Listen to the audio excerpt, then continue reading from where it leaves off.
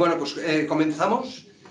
Ante todo, pues muchísimas gracias a todos los que habéis mostrado interés en este webinar que hemos organizado. Y pues nada, esperamos que os sea de utilidad.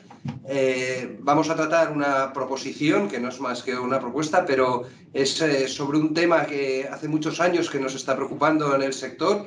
Y yo creo que este webinar ha de ser el inicio de un periodo de reflexión serio, bueno, pues que nos permita avanzar en este tema y probablemente intentar quitarnos esta leyenda negra que nos está explícitamente imputando el fiscal Bercher. Bueno, la mayoría de los presentes ya me conocéis.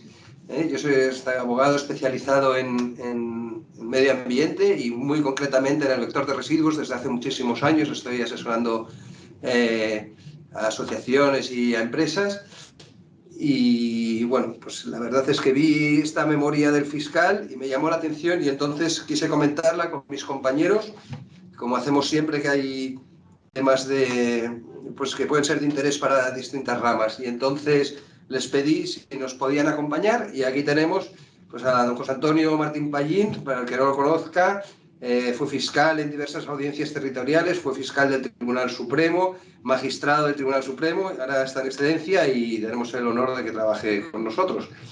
Y después tenemos a Juan Sánchez Corzo, que es uno de los especialistas en mercantil y concretamente en el tema de responsabilidad de directivos, de administradores y en general de las sociedades. Bien. Para ir agilizando, yo el formato que propongo es el siguiente. Haré una breve exposición, muy breve, sobre la propuesta del fiscal de Medio Ambiente y entonces pasaré la palabra a don José Antonio, que expondrá el contenido del artículo que ha propuesto el fiscal Bercher y después le plantearé una serie de dudas pues que me suscita ese texto después de haberlo leído y releído varias veces. Después de eso, abriremos un turno de preguntas porque yo creo que el secreto de este acto es que sea muy participativo y lo haremos a través del chat. Por lo tanto, cualquiera que tenga cualquier cuestión que la vaya poniendo en el chat y apercibiros que no hace falta que esperéis al turno de preguntas. O sea, cuando se os ocurre, se os ocurre alguna, allí quedará en el chat y después las iremos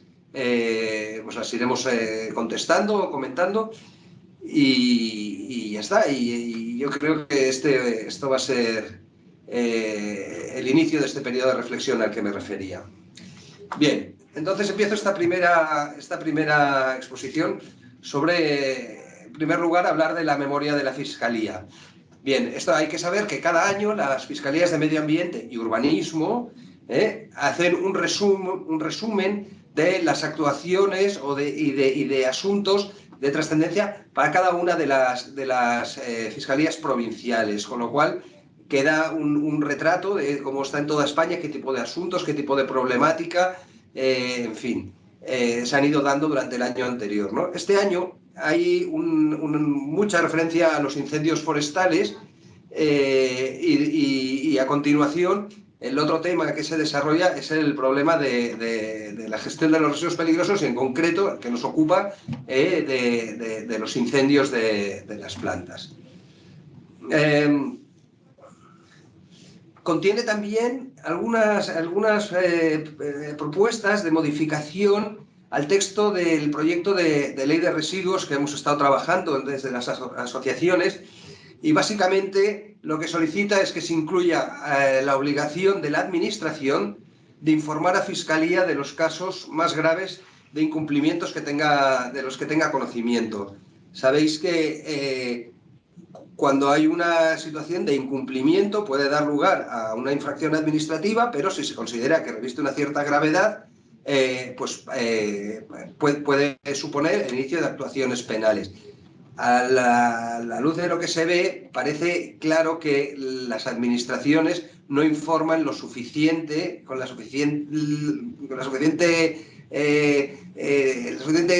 número de veces que debería hacerlo a Fiscalía. Esto es lo que considera Fiscalía, que se les están escapando, digamos, situaciones que podrían ser delictivas, y quiere imponer esta obligación. Y después contiene otra propuesta que también me ha llamado la atención, porque es una petición que hace el fiscal para incluir en la ley, que entiendo que puede derivar en responsabilidades de las administraciones. Y él lo que dice es que hay que plantearse la posibilidad de incluir una referencia a la obligación de las autoridades locales de prevenir, evitar o frenar la generación de depósitos de objetos de caucho, neumáticos, etc. Esto quiere decir que en caso de que haya un incendio, pensemos por ejemplo el de Seseña, que es el paradigmático, pues si la administración ha incumplido esa obligación, pues el fiscal propone que sean también los responsables imputados. Después, tiene un párrafo que a mi juicio es muy desafortunado, pero que creo que nos ha de servir, sobre todo a posteriori, para enfrentarnos a esta situación. Y dice: es harto conocida la problemática que estos vertederos provocan, amén de la tendencia a prender fuego a los mismos, cuando no tienen salida económica a través de las correspondientes formas de gestión. Yo destaco esta frase, o sea, amén de la tendencia a prender fuego, esto es criminalizar la actividad de gestión de residuos desde mi punto de vista. O sea, que esto haya pasado no significa que pase siempre ni que todos los operadores estén por esta manera de actuar. De hecho, me consta, todos los que estáis participando aquí, es que estáis muy afectados también por las ilegalidades y las irregularidades, y es un tema que se está luchando. Entonces, tengamos presente este punto que se nos está acusando al sector, yo creo que sin razón. Bien. Bueno, entrando en materia, decía que la propuesta de la Fiscalía contiene la inclusión del delito de incendio de residuos en el Código Penal, como una nueva figura delictiva independiente de un delito que ya existe, que es el incendio.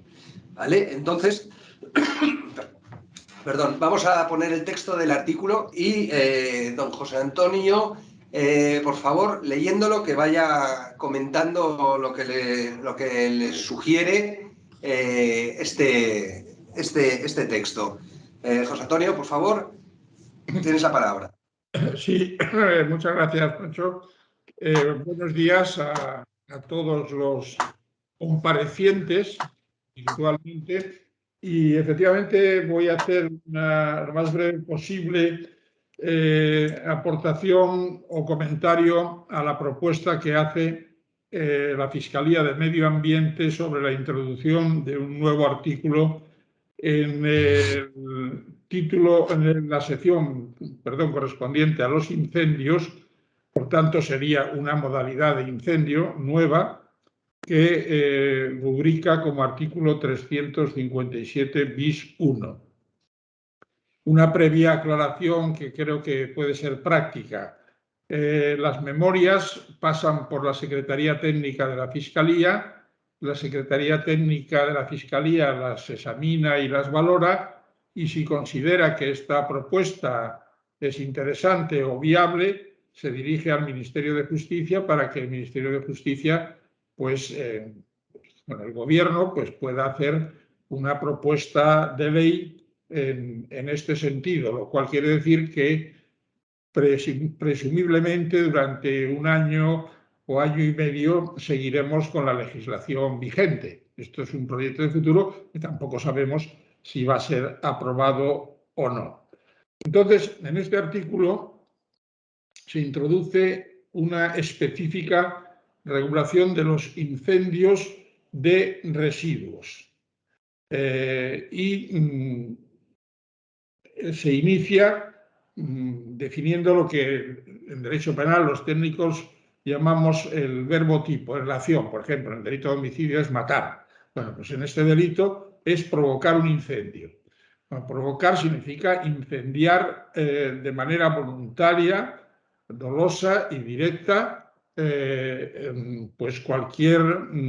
cualquiera de las actividades o de los depósitos que menciona a continuación, o de las instalaciones que menciona a continuación. Es decir, repito, un delito doloso directo.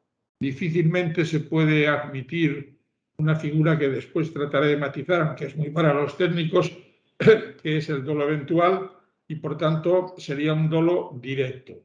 Y se refiere a los incendios en almacenamientos, gestión, instalaciones de gestión, reciclaje, valorización, tratamiento o eliminación de residuos peligrosos. Esto sería la conducta típica, incendiar algunas de estas centros o instalaciones. Una vez producido el incendio voluntario y directo, para que sea delictivo, es necesario que comporte un peligro para la vida o integridad física de las personas. Me refiero a una figura delictiva de este artículo nuevo. O para el medio ambiente. La pena que se establece es la del 351, es decir, de 10 a 20 años. Es la pena más grave prevista en la sección de los delitos de incendios.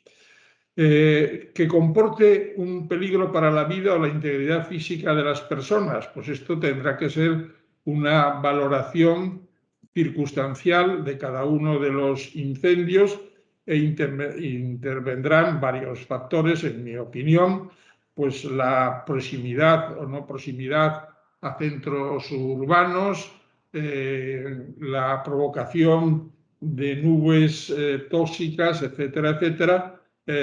Si todo esto se da, incuestionablemente, no creo que nadie dude que ningún perito, esto sería una cuestión pericial, no propia del juez, que diga que efectivamente ese incendio ha provocado un peligro para la vida o la integridad física de las personas.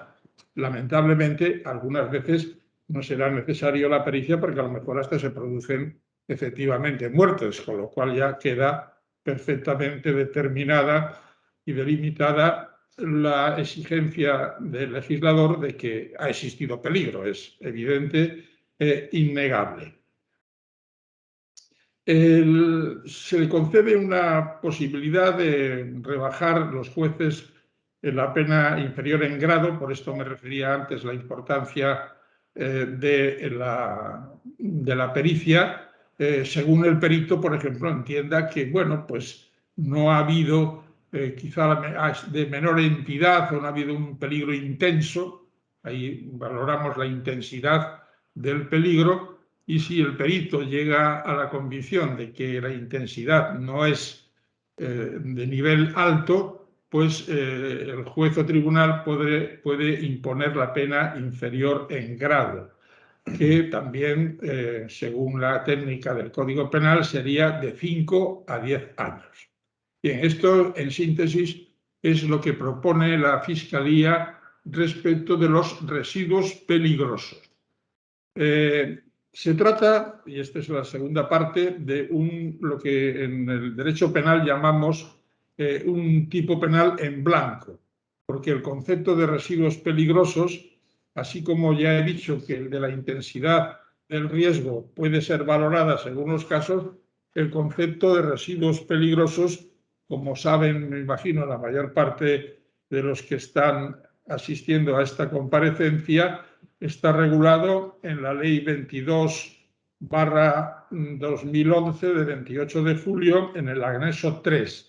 Y ahí no voy a repetir, cualquiera puede comprobarlo, cuáles son los residuos que se califican como peligrosos. Por tanto, el juez al sentenciar tendrá que valorar la existencia de un incendio, la existencia de un dolo intencional, la existencia de un riesgo grave y que se trate de incendio sobre residuos peligrosos. Pero este concepto de residuos peligrosos no solamente está en el anexo 3 de la ley que acabo de citar, de la 22 de 2011, sino que también está en las normativas europeas y en los convenios internacionales.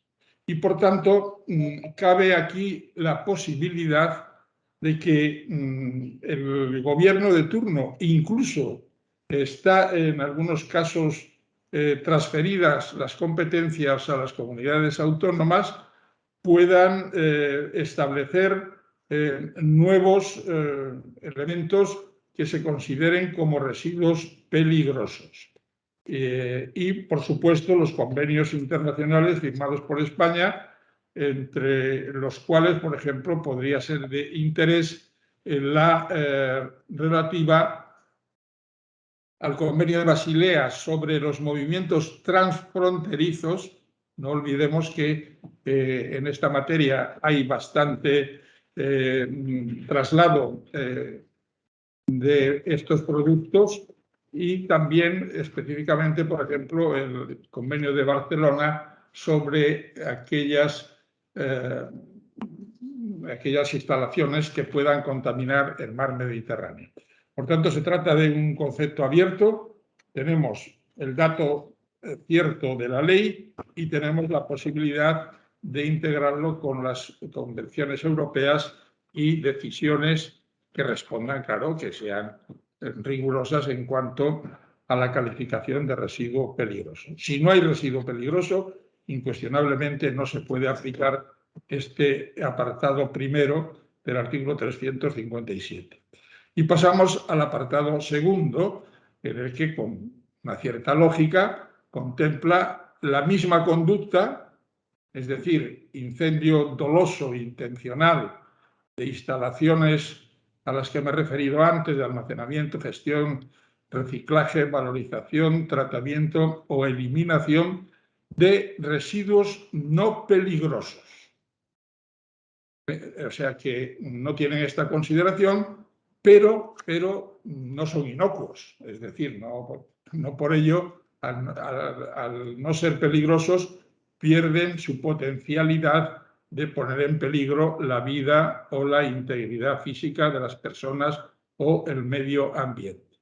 Aquí, y no me voy a extender demasiado, esto sería para el momento de la redacción, si se lleva adelante el proyecto de ley. La propuesta no me parece muy precisa, dice que implique la aparición de peligrosidad. Esta aparición de peligrosidad puede ser debida a la propia naturaleza de las cosas, y entonces el autor tenía que representarse en su mente que lo que iba a hacer, en términos coloquiales, era un disparate muy peligroso, porque parecía bastante probable que se produciese, o casi seguro, esta peligrosidad, o que aparezcan factores externos, con lo cual nos meteríamos ya en un terreno distinto, que contribuyan o que produzcan la peligrosidad. Yo me fijaría en que estos factores externos tienen que potenciar la peligrosidad, pero la peligrosidad tiene que aparecer por la propia naturaleza de la combustión de estos residuos no peligrosos. Curiosamente, pues también se impone una pena grave, o se propone la imposición de una pena grave de 10 a 20 años, pero también aquí son más precisos. Dice que los jueces o tribunales podrán imponer la pena inferior en grado, repito, de 5 a 10 años, atendidas la menor entidad del peligro causado, y aquí viene una cláusula que nosotros llamamos una cláusula abierta, y las demás circunstancias del hecho. Este párrafo quiere decir, está en relación con lo que acabo de mencionar.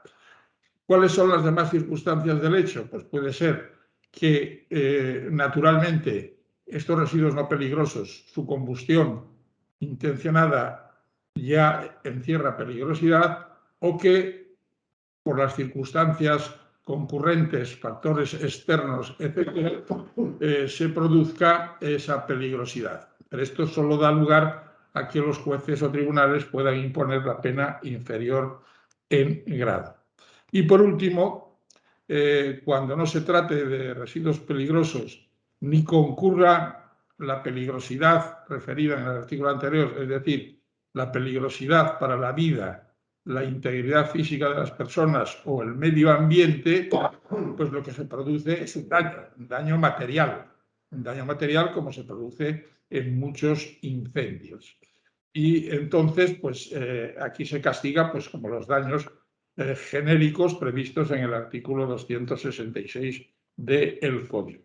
Hay una referencia, y con esto termino, que es interesante, porque el delito de incendio, donde va a estar integrado, si es que se produce su inclusión, se remite a los delitos contra el medio ambiente y se establece también una reducción de la pena si la persona que ha causado el incendio y provocado estos riesgos contribuye a paliarlos o contribuye a que la zona quede despejada de alguna manera, que repare los daños causados, tanto humanos como materiales. Con lo cual nos podríamos encontrar con una doble reducción en grado, una específica y otra genérica, y nos podría llevar incluso a una pena de 2 años y medio. Pero, o sea, que todo lo que en el medio ambiente se dice para las empresas que reparan y que restauran y recuperan el medio ambiente, pues es aplicable también a las empresas que han provocado incendios en residuos peligrosos o no peligrosos. Creo que con esto, más o menos, pienso que he podido poner sobre la mesa cuáles son pues las incidencias o los problemas que se van a presentar en la vida real, y por supuesto, claro, estamos abiertos a cualquier pregunta que se pueda formular en este aspecto. Muy bien, muchísimas gracias, José Antonio. Ahora abriremos el turno de preguntas, pero a mí, ya de tu intervención, me han salido unas cuantas que para abrir el fuego, pues te voy a formular. La primera es respecto a las penas que propone este artículo. Son las mismas que las del incendio, digamos, ordinario, ¿vale? Cuando ha habido riesgo a las personas. Y la diferencia que yo veo es que aquí se equipara el riesgo a las personas con el riesgo al medio ambiente. Y mi pregunta es decir, con todas las cautelas, me parece quizá excesiva esta equiparación, sobre todo si el incendio es de poca entidad. Y en segundo lugar, hay una cosa que me pregunto, ¿no? Y es si de este delito, tal como está redactada esta propuesta, una empresa o uno de sus trabajadores o directivos podría ser imputado también por imprudencia, por negligencia, por cooperación, en fin, o por una figura de estas en las que no haya sido necesaria una intervención directa, que de hecho es lo que la experiencia nos dice que pasa habitualmente, ¿no? Que se imputan los delitos y allí está denunciado absolutamente todo el mundo. Me gustaría saber tu opinión sobre esto.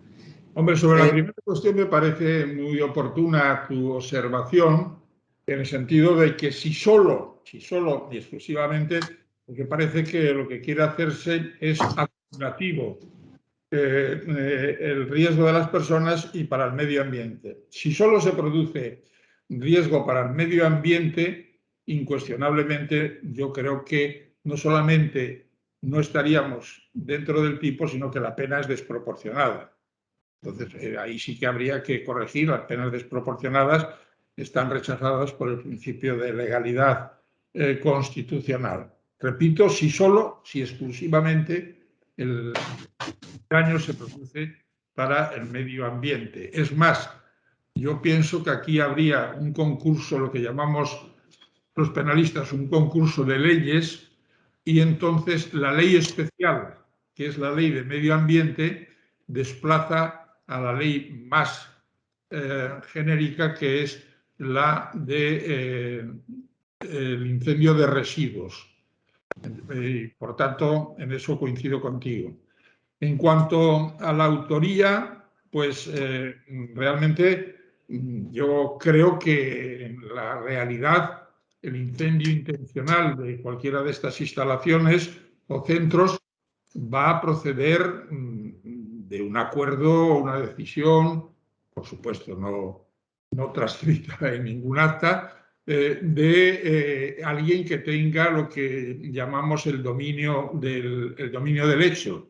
Es decir, puede ser una persona jurídica el que tenga la capacidad de decidir dentro de la persona jurídica, y entonces pues, estaríamos hablando de una responsabilidad de la persona jurídica, que sería una responsabilidad directa.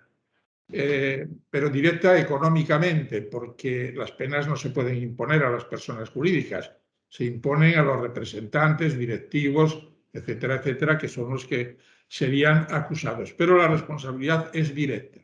Sin embargo, si se actúa al margen de una decisión o un acuerdo de la persona jurídica, estaríamos ante un supuesto de responsabilidad civil subsidiaria por la responsabilidad de los agentes que actúan dentro de una corporación, es decir, dentro de la persona jurídica. O sea, que lo que varía en realidad es la responsabilidad civil, que en el caso de la subsidiaria, el tribunal o juez para ejecutarla tendría que esperar a ver si el autor del delito, el autor físico, es solvente, no es insolvente, tiene seguros, etcétera, etcétera, y cubre la responsabilidad, en cuyo caso no hay responsabilidad subsidiaria porque ya está cubierta la principal, o, y esto es lo importante, si es responsabilidad penal de la persona jurídica, el juez lo tiene muy claro, se va por la persona jurídica directamente. Es decir, usted también por el otro, pero me voy también en la pieza de responsabilidad civil por la persona jurídica. No, me permito solamente un apunte, y es que no podemos olvidar también las penas previstas específicamente, las sanciones penales, además de las económicas, para las personas jurídicas, en los casos especialmente graves como puede ser la disolución de la compañía decretada por el juez en su sentencia. Sí, efectivamente, eso habría que ir al régimen general. Y en cuanto cabe, por supuesto, porque es de aplicación, la comisión del delito por imprudencia grave.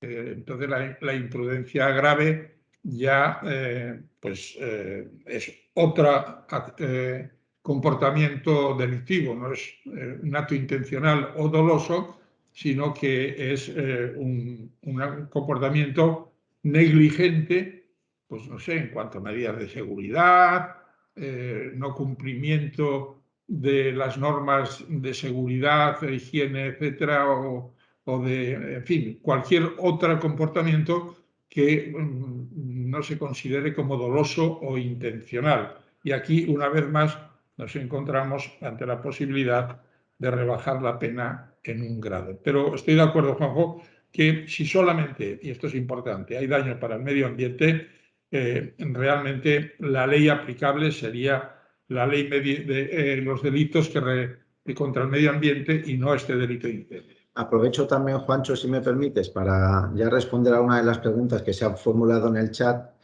porque efectivamente cualquier sistema de compliance bien implementado dentro de la compañía permitiría la aplicación de los beneficios, lógicamente previstos en el Código Penal, para las personas jurídicas, claro que sí. Si se produjera o se cometiera el delito dentro de una persona jurídica que tuviese ese sistema de compliance establecido, esto permitiría la exoneración.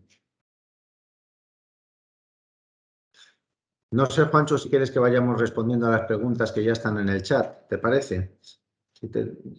José Antonio, pregunta uno de los participantes, dice, entiende que se tiene que demostrar que el incendio ha sido intencionado. Ya has empezado a responder con la negligencia, pero si quieres detallar más esta respuesta. Por supuesto, claro, es un elemento esencial del delito, el dolo o la intención. Sin dolo no hay delito, o sea que esto hay que demostrarlo. Y aquí también, una vez más, entrarían, salvo confesión del que lo haya hecho, pues entraría las pericias para determinar cuál ha sido el origen Esto pasa mucho con los incendios forestales, ¿no? Que pues, Seprona y los servicios forestales tienen técnicas suficientemente contrastadas para determinar si ha sido intencional o no ha sido intencional. Pero esto es una condición sine qua non para que exista el delito, que sea intencional y que se demuestre que ha sido intencional. Respondiendo a Karma su pregunta, lógicamente, si se demostrara que el incendio ha sido fortuito, pues entonces no habría lugar a ningún tipo de delito, ¿eh? Pero sí, podría ser, bueno, fortuito. Fortuito. Exactamente, sí. Ya, negligente sería la imprudencia. Exacto. Digamos que, por resumir, siempre que hubiese intencionalidad o una negligencia grave que hubiesen dado lugar a la comisión, a la producción del incendio, entonces estaríamos hablando en términos penales, como se ha dicho hasta ahora. Para ponerlo más claro, fortuito sería un rayo, por ejemplo. Es un caso de fuerza mayor, un rayo que ocasiona el incendio, está clarísimo. Preguntan, que me parece interesante, si dentro del tipo delictivo está también contemplada la quema de residuos dentro de las propias instalaciones del productor de residuos, no dentro de las instalaciones de un gestor de residuos. Es decir, una fábrica que genera residuos y los acumula, los almacena en sus propias instalaciones, sí podría incluirse dentro del tipo penal del que estamos hablando. Sí, precisamente por eso, yo creo que por eso se emplea la expresión instalaciones de almacenamiento. Estas instalaciones de almacenamiento pueden ser, como acaba de mencionar Juan, pues las propias de la factoría o la industria productora de estos residuos, o una empresa que se dedique al almacenamiento exclusivamente, es decir, que va recibiendo y almacenando residuos que incluso pueden ser de diversa naturaleza y procedencia, ¿no? O sea que yo creo que abarca las dos. Pregunta del público también, si se consideraría dolo intencional la falta de revisión de un equipo que provoca un incendio. Un equipo que no está revisado, que se entiende que no se han realizado las revisiones que están previstas en su manual de mantenimiento y, bueno, pues genera un incendio, pues, por ejemplo, a través de un cortocircuito o de cualquier otro fenómeno que se pueda producir. Hombre, esta falta de comprobar los elementos de seguridad, etcétera, etcétera, es un caso claro de negligencia, vamos, en todas las actividades relacionadas con el funcionamiento de una empresa. Y por tanto, en este caso sería una causa, vamos, un elemento para configurar una actitud imprudente o negligente, siempre que sea grave, porque quizá esto no sé si se me ha quedado y no lo he dicho, solamente el Código Penal castiga las imprudencias graves. Si durante la investigación o la inspección de trabajo, los órganos que designa el juez llegan a la conclusión de que la imprudencia no ha sido grave, tendrá que valorar al juez, por supuesto, entonces no existe delito. Habría responsabilidad en el ámbito civil, responsabilidad extracontractual, seguramente, pero no delictiva. Lógicamente, entrar en la casuística del análisis del caso, eso es imposible en este momento y habría que analizar cada supuesto en particular. Cualquier formulación genérica que hagamos en este momento es imposible trasladarla a un caso concreto que habría que analizar de principio a fin, atendiendo a las circunstancias particulares del caso. Aquí ya se ha identificado una cuestión que, desde el punto de vista de la acción preventiva, es muy importante, que es el tema del compliance de los sistemas de cumplimiento normativo y en particular de prevención de delitos penales. No voy a insistir en ello en este momento, pero desde luego en vuestra actividad, en el ámbito de los residuos, no tener un sistema de estas características a estas alturas, teniendo en cuenta que su coste en principio no debería ser problemático para ninguna de vuestras actividades, el poder asumirlo es un error, claro, o sea, debéis hacerlo. Creo que el hecho de poder proteger ya de entrada a la persona jurídica de las responsabilidades penales ya es un plus interesante. Y la otra cuestión que hay que tener muy en cuenta, lógicamente, que casi no hace falta ni que os lo diga, es el tema de los seguros. Pero yo ahora me quería referir en particular al seguro de administradores y directivos, porque el seguro de la fábrica, el seguro de las instalaciones, perfectamente va a intervenir, pero vosotros sabéis y tenéis experiencia, desgraciadamente, en alguna situación de estas de las que estamos hablando, que cuando se inicia un proceso, una investigación, ya sea en el ámbito administrativo, pero sobre todo en el ámbito penal, muchas veces nos podemos encontrar con que hay personas, normalmente directivos o personas con responsabilidad dentro de las organizaciones empresariales, que se encuentran investigadas dentro de un proceso penal durante años. Desgraciadamente, los procesos penales, las fases de investigación, de instrucción, duran mucho. Al margen de la pena de banquillo, que eso pueda suponer, mucho más si esa investigación llega a juicio, lo que os encontráis ya es con una pena económica, entre comillas, es decir, ya hay un proceso judicial que hay que seguir y que tiene una trascendencia importante. Bueno, en este sentido creo que tener una cobertura específica legal de defensa de las personas físicas, administradores, directivos, empresarios, es muy útil. Normalmente, lógicamente, bajo unas condiciones que os permitan elegir a vuestros abogados de confianza, que haya una cobertura de los gastos con unos límites suficientes, teniendo en cuenta la complejidad de estos procedimientos.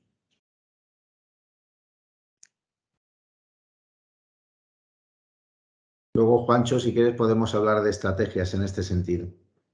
Bueno, como que vais a ver, si no hay más preguntas. Una pregunta más que acaban de formular, que dice: ¿cómo jugaría en el caso de grupos de empresas este delito o incendios causados por terceros en las instalaciones de un gestor de residuos?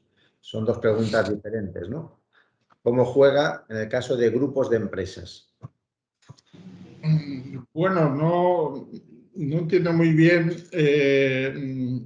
qué matiz puede tener la pregunta. La huella directa y material es prendido a la instalación.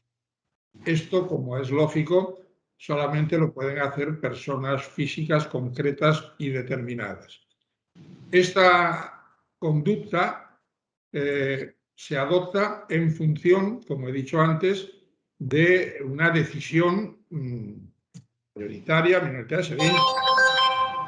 Puede haber votos en contra que eliminarían la responsabilidad penal, los que se opusieran a esta decisión. Y sería de los que tienen la titularidad de esos centros e instalaciones. Si los que tienen la titularidad son una sola sociedad, una sola empresa, incuestionablemente será ella. Si los que tienen la titularidad de ese concreto centro o instalación es un grupo de empresas, pues realmente habrá que comprobar si dentro de ese grupo la decisión ha sido conocida y es colectiva o solamente es del que está, del titular directo de la instalación o centro. Respecto de la cuestión sobre si el incendio ha sido causado en las instalaciones de cualquiera de vosotros, pero por un tercero, bueno, pues lógicamente se trataría de un tipo delictivo en el cual la empresa que ha sufrido el incendio sería una víctima perjudicada y, por lo tanto, pues podría reclamar dentro de ese proceso penal la indemnización correspondiente y, por supuesto, ser parte en el mismo a efectos de identificar al causante y determinar los daños. Aquí vuelvo un poco al... Perdona, Juancho, no sé si te he interrumpido. Bueno, yo quería... Se me estaba ocurriendo otra pregunta, pero acaba y la planteo después. Nada, lo que iba a decir es, en fin, lo digo porque, no sé, espero que no, que la mayoría de vosotros no tengáis ninguna experiencia, sería la mejor noticia, y que no la tengáis nunca sería ya extraordinaria, pero si alguno de vosotros en algún momento o gente vuestra, de vuestras estructuras, tuviera que enfrentarse a un proceso penal de estas características o de cualquier otro, hay que tener en cuenta que en muchas ocasiones resulta muy interesante desde un punto de vista de la defensa de los intereses de todos los implicados que haya defensas separadas para lo que pueden ser trabajadores o directivos y la propia persona jurídica. En este sentido, vuelvo a decir que no se pueden hacer reglas generales y hay que estar al caso concreto, pero me parece muy importante que a la hora de afrontar una situación como esta se haga un análisis ya desde el principio de esa estrategia. En las últimas experiencias que nosotros hemos tenido en casos de incendios, por ejemplo, ha sido, creo que bastante positivo que la defensa de los trabajadores en los distintos niveles de la propia organización, incluso de los que están implicados, pueda hacerse de manera separada. También hay casos en los que incluso a lo largo de la tramitación de las diligencias previas y en el juicio oral se pueden plantear situaciones de conflicto de intereses.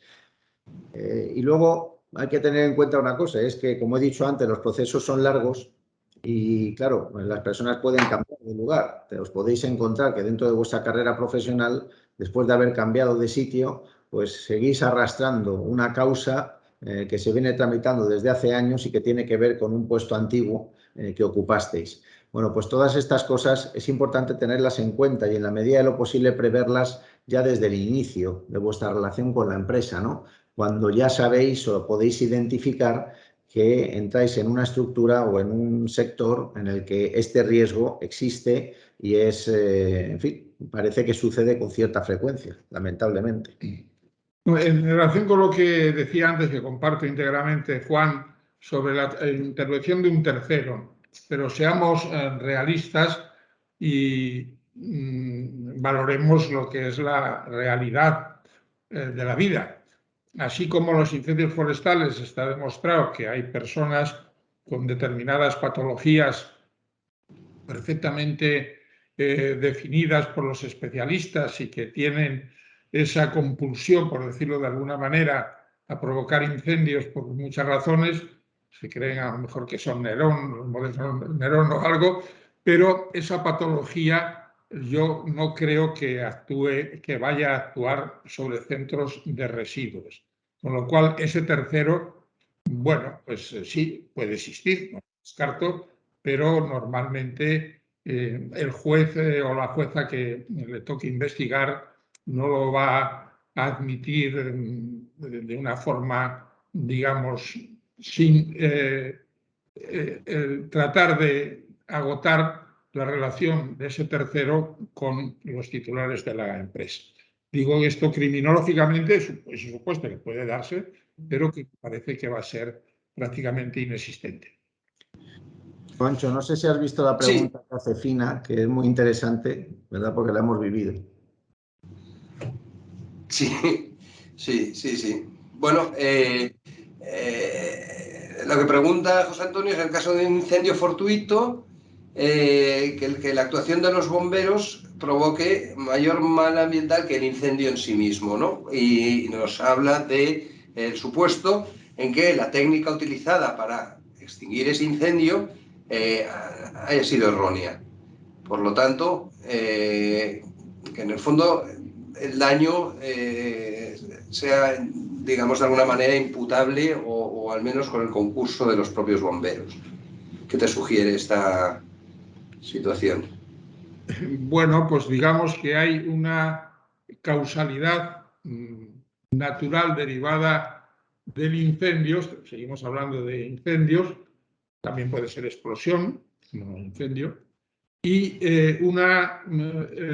digamos, un aumento, un incremento de la cadena de producción causal de los daños motivadas por no un agente externo cualquiera, sino por un servicio cuya competencia parece reconocida, cuya finalidad es precisamente atajar las consecuencias perjudiciales y tratar de controlarlas y eliminarlas, pero que a lo mejor por una mala práctica pues contribuye a que ese daño o vertido pues produzca unas consecuencias que a lo mejor no se hubieran producido. Aquí estaríamos ante un problema de culpabilidad por mala práctica en cuanto a la responsabilidad civil, pero no en cuanto a la responsabilidad penal. Por ejemplo, bueno, habría que matizar.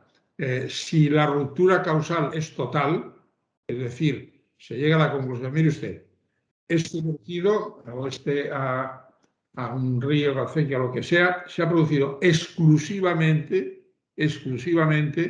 por la actuación de los bomberos. Esto también es un caso que hay que investigar y que tendrán que ser los peritos los que lo decidan. Si se llega a esa conclusión, estaríamos, por supuesto, no habría actividad delictiva por parte de los bomberos, pero sí una responsabilidad de la administración, del ayuntamiento, de la entidad a la que pertenecen los bomberos. Hay una pregunta de Valentín, no sé si la has visto. Habla de los recicladores de papel y cartón. Dice que reciben la recogida selectiva del contenedor azul que todos conocemos, pero que muchas veces hay elementos, habla por ejemplo de mecheros, que pueden provocar incendios en el proceso de limpieza. También hay botes, claro, la gente tira cosas que no proceden. Entonces, bueno, dice que cómo se delimitarían las responsabilidades en esos casos, teniendo en cuenta, y él mismo lo anticipa, que es difícil demostrar cuál es el origen de ese mechero o de ese aerosol, si estaba en el contenedor o se ha incorporado después. En fin, como he dicho antes, la casuística, Valentín, es muy complicado que entremos ahora en casos concretos y que saquemos conclusiones que puedan ser aplicables a supuestos genéricos. Como tú mismo apuntas, todo esto es siempre cuestión de prueba concreta, que además en estos casos suele ser bastante complicada y por lo tanto hay que atender al caso concreto. No sé, José Antonio. Sí, bueno, efectivamente es un caso que se puede dar y que por desgracia, por falta de civismo de mucha gente, se puede producir. Y sobre todo estoy pensando en los mecheros que pueden contener pues, una sustancia inflamable. Esa conducta inicial, que sería incívica, de echarlo en el contenedor callejero, habría que ver si el que recibe y se encarga del almacenamiento, de la gestión o del reciclaje tiene obligaciones, esto ya estaríamos dentro de la técnica, de proceder a detectar o a eliminar lo que es el material propiamente dicho, por ejemplo, cartón, de aquellos otros materiales que de manera, pues, digamos, incívica, repito la expresión, no me sale otra hora, pues se han producido.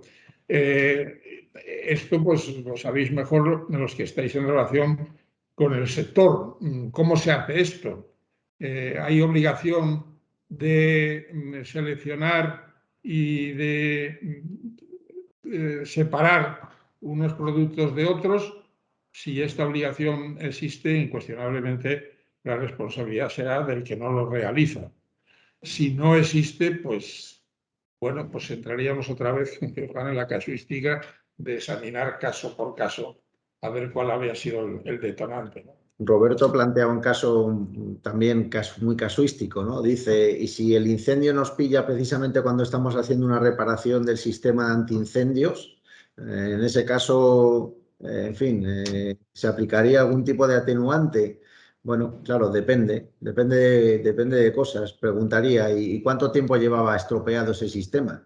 ¿Cuánto tiempo se ha tardado en acometer esa reforma o esa reparación? Y luego no olvidemos que aquí se está hablando de un incendio intencionado que alguien causa deliberadamente. Por lo tanto, parece que en ese caso el hecho de que el sistema antiincendios funcione o no puede importar, puede agravar, pero tiene una importancia relativa. Pero en fin, insisto en que entrar en la casuística aquí es complicado, ¿eh? Hay que analizar caso por caso porque si no podéis sacar conclusiones que después no os sirvan a la hora de aplicarlo al supuesto concreto que os estéis planteando, ¿no? No, bueno, eso tiene cierto interés, pero claro, es lo que ha comentado Juan, estamos ante una conducta intencional. El incendio se produce al margen de que estén reparando el servicio de incendios o al margen de que estén mejorando las instalaciones, etcétera, etcétera. Hay un señor que prende fuego.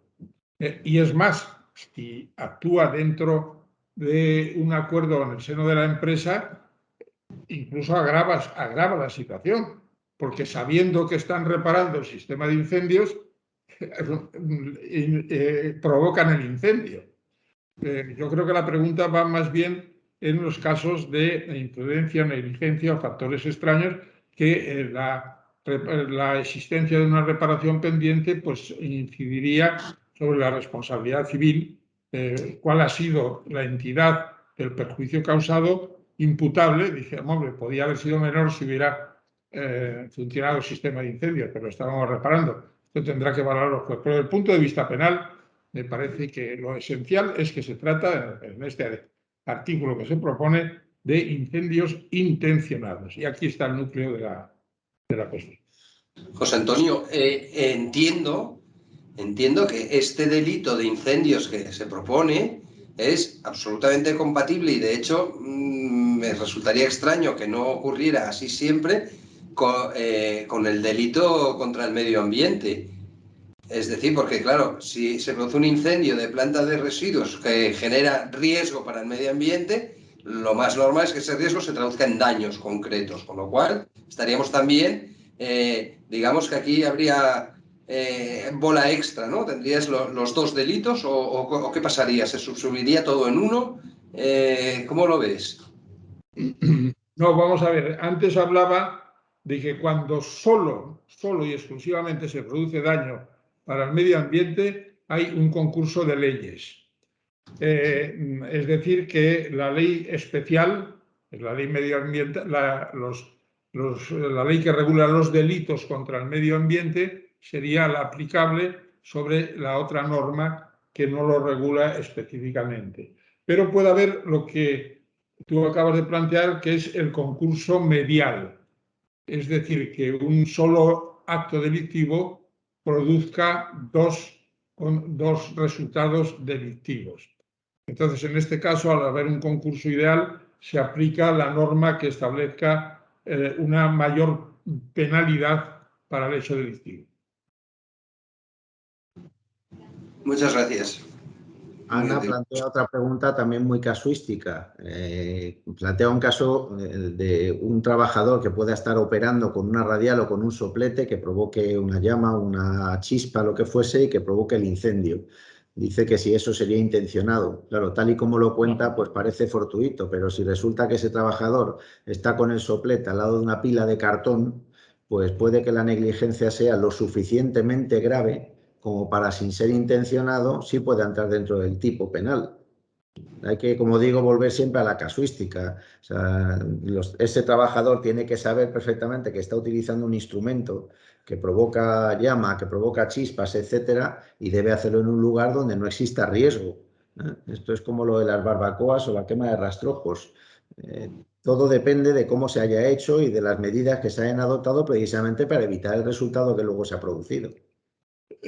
Bueno, sí, pero claro, ahí habría que matizar. O sea, un señor que está con un soplete o cualquier otra actividad dentro del centro o instalación que pudiese originar y que fuese una actividad, digamos, normal.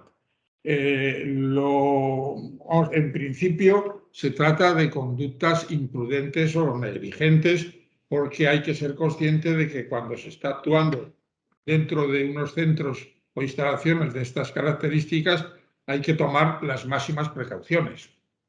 Y que, por tanto, la proximidad, etcétera, etcétera, puede ser un indicio de imprudencia. Llegar a lo que llamamos el dolo eventual, pues a mí me parece un poco forzado, aparte ya que no es cuestión ahora de las lecciones de derecho penal, la figura del dolo eventual es muy cuestionada por algún sector de la doctrina porque es una especie de mistificación o de figura mixta que está en medio del dolo y de la imprudencia. Y yo creo que el código es muy claro, nuestro código actual, que solamente existe delitos si concurre el dolo o la imprudencia grave. El dolo eventual me parece una figura discutible y que podría, por ejemplo, si la aprecia un juez o tribunal, pues ser incluso objeto de un recurso de casación para ver si es posible esta figura del dolo eventual. A mí, en principio, me parece que no cabe. O hay dolo o hay imprudencia. Dolo directo o imprudencia. Y de todos modos también permitidme que diga, insistir en la idea de antes. O sea, por supuesto, si hay que defenderse ante un tribunal de una acusación de esta gravedad, pues todos estos argumentos jurídicos son fundamentales. Pero vuelvo a la idea de, antes de llegar al juicio y a la sentencia, habéis tenido que soportar un largo, complicado y duro proceso en el cual vuestra sensación de peligro, de riesgo, vuestra inquietud, vuestro nerviosismo, todo lo que eso conlleva desde el punto de vista personal, no lo podéis evitar. ¿Qué puede evitar o mitigar esa pena de banquillo? Lo que se llamaría la pena de banquillo. ¿Qué puede daros tranquilidad? Hombre, la conciencia de que las cosas están bien hechas. No solamente en el momento en el que han sucedido los hechos, sino previamente. Nuestra experiencia, por ejemplo, a la hora de tramitar situaciones como estas de las que estamos hablando, nos dice que lo primero que hace la Administración es empezar a pedirte todos los papeles habidos y por haber. Bueno, pues el hecho de poder presentarte ante la Administración con todos los papeles en regla ya es un plus muy importante, que te permite estar ahí con una cierta tranquilidad. Por supuesto, cuando hablo de papeles, hablo de todo lo que os podéis imaginar: prevención de riesgos laborales, prevención de incendios, sistema antiincendios, las licencias oportunas, las evaluaciones de riesgos, todo lo que hemos mencionado y que se pueden añadir, el compliance, los seguros, en fin, todas estas cosas, ¿no? Esto es muy importante porque ese primer impacto que se genera en el proceso de investigación de lo que ha sucedido ya puede delimitar el que haya personas que queden dentro, que queden fuera, que asuman riesgo o que no lo asuman. Por esto, yo diría que la primera forma de prevenir y de mitigar el impacto de un acontecimiento como este, independientemente de que estéis convencidos de que se trata de algo fortuito, ¿vale? Eso se decidirá después, pero nadie va a impedir que se abra una investigación y que en esa investigación pues tengáis esta inquietud que es inevitable. Bueno, pues la mejor defensa en este sentido es poder presentarte en el procedimiento con todos los papeles en regla. Si me permites, hay una cuestión, no sé si hay más preguntas, que está en relación con todo lo que acaba de decir Juan. Hay tanto los delitos medioambientales.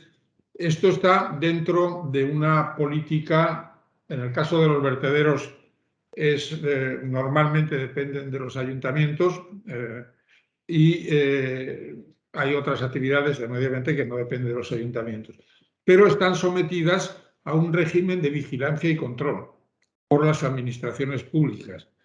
Entonces, un factor que puede agravar la responsabilidad es que cuando se realizan las visitas de inspección no se faciliten, en primer lugar, el trabajo de los inspectores, que no sea transparente en cuanto a la información que se facilita a los inspectores.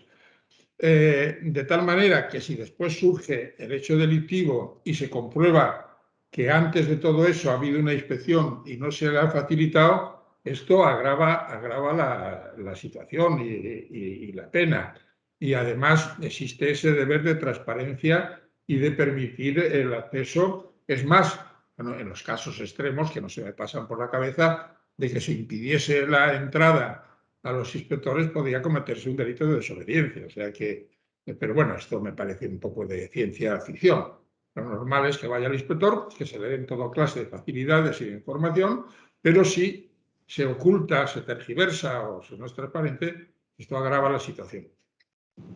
Aquí en relación a esto, José Antonio, te diré que todas estas inspecciones tienen como dos fases. Hay un informe preliminar o provisional y después está el informe definitivo del inspector. Y nosotros, yo creo que con la mayoría de mis clientes, esto lo luchamos desde el día 1, o sea, evitar que haya en las inspecciones todo tipo de observaciones, porque es que a veces luego esto se te vuelve en contra, y te encuentras observaciones tan peregrinas como que la bombilla de entrada no está homologada. O sea, es decir, y todo esto al final, que no es nada, ¿no? Pero ya queda como un incumplimiento. Es decir, esta es una fase importante a tener en cuenta, que esta vida hay que pelearlo todo. Se están planteando varias preguntas, Juancho, sobre una situación que conocemos bien, y es que a empresas del sector les está costando encontrar y contratar seguros adecuados para que cubran estos riesgos. Las compañías de seguros están siendo reacias a asegurarlos. Esto es cierto. Yo solamente puedo dar un consejo en este sentido, que es abrir el espectro. A veces llamamos a las compañías de siempre, a las que nos aseguran el coche, la salud y la casa. Bueno, yo creo que hay corredurías de seguros y, por supuesto, compañías de seguros más especializadas, muchas de ellas internacionales, no nacionales, a las que vale la pena acudir. Lógicamente, estoy hablando de situaciones en que lo tenemos todo en regla, si no, es lógico que te denieguen el seguro, ¿no? Pero si lo tenemos todo en regla, creo que hay compañías que lo están cubriendo, hay que encontrarlas. Se ha puesto hasta donde yo sé, este es un problema que se está dando en toda Europa y sobre todo a los gestores más pequeños, las empresas que pertenecen a grandes grupos, pues no están teniendo este problema, porque al final la parte de gestión de residuos, que es enorme, pero para todo el grupo no deja de ser casi un detalle en sus resultados, ¿no? Imaginaos, pues, empresas de estas grandísimas, entonces estos no están teniendo el problema, pero los pequeños sí, se está trabajando desde las asociaciones y no hay manera.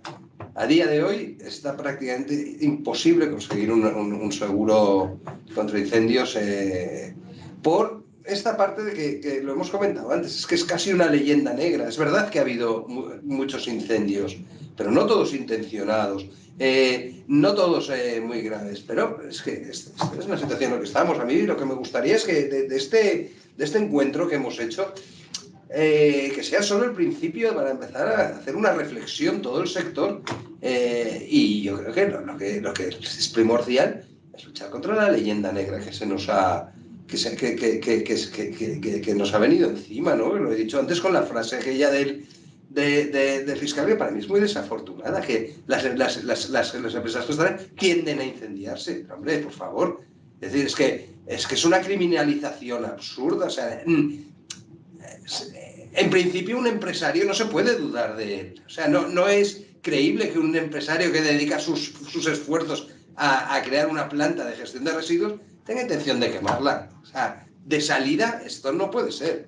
Vamos a matizar a ver qué es lo que hay, si son solo almacenes, si son centros de recepción, a ver qué es lo que está pasando, ¿no? Bueno, digamos que la amenaza de delito pues, nos ayudará a pensar más rápido, quizá. El tema de los seguros sigue suscitando preguntas, pero yo creo que debemos ir terminando también para que la gente pueda continuar con su jornada, ¿no? Yo ahí solamente puedo decir, nosotros no somos corredores de seguros ni nada por el estilo, no nos dedicamos a esto, trabajamos con mucha gente, creo que hay buenos profesionales, creo que es muy importante hacer una evaluación de riesgos, no os estoy diciendo nada que no conozcáis, y que el seguro de responsabilidad civil que pregunta Antonio efectivamente cubre unas cosas, el seguro de responsabilidad de administradores y directivos cubre otras. Entonces, el seguro de RC efectivamente puede cubrir los daños, pero la defensa tuya como directivo, lo mismo, no está cubierta en un proceso penal. Todo esto, lógicamente, atendiendo al clausulado de las pólizas que tenéis contratadas. Lo que parece que se pone claramente de manifiesto es que la negociación y revisión de esos contratos de seguros, en vuestro caso, es una cuestión esencial. Ponerle, por favor, el interés debido en su revisión, que muchas veces firmamos esos contratos, en fin, casi sin leerlos, dando por supuesto muchas cosas que luego, cuando llega el caso de aplicarlos, resulta que nos encontramos con que no estaban incluidas. Bueno, yo creo que sí que son las 12, ya llevamos una hora. Vamos, creo que deberíamos ir cerrando para que todo el mundo vuelva a su trabajo. Agradecer a todos los asistentes el interés mostrado por esta iniciativa. Y nada, nuestro compromiso de que cuando encontremos o nos topemos con algún otro punto que consideramos que pueda ser de interés, pues aquí estaremos para compartirlo pues con los interesados en el sector. Y nada más, que muchísimas gracias y hasta la próxima. Cualquier duda, cualquier cosa adicional, nos podéis localizar y llamarnos directamente. Bueno, pues que tengáis un buen día y un final de semana. Y gracias a José Antonio y a Juan por sus aportaciones. Ha sido un placer poder participar. Venga, un saludo. Adiós. Adiós.